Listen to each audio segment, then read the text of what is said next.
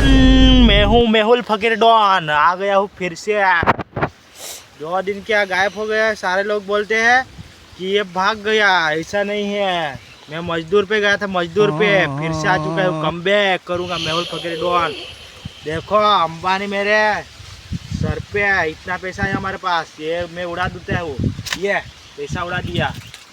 देख सकते हो ये पैसे अभी ऐसे रहने दो, कोई बात नहीं।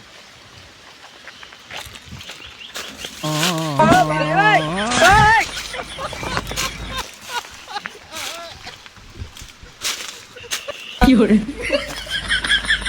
तो कुछ नहीं, पैसे डालने नहीं चाहिए, इसलिए मैंने उठा लिया।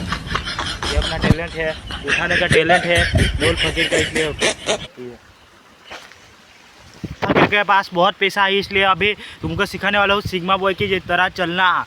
देखो मुझे सिग्मा बॉय कैसे चलते हैं, ऐसे ऐसे।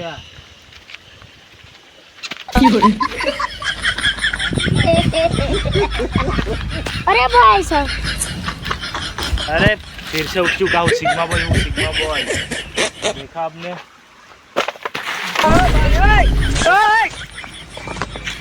कोई बात नहीं, ये तो होता रहता है।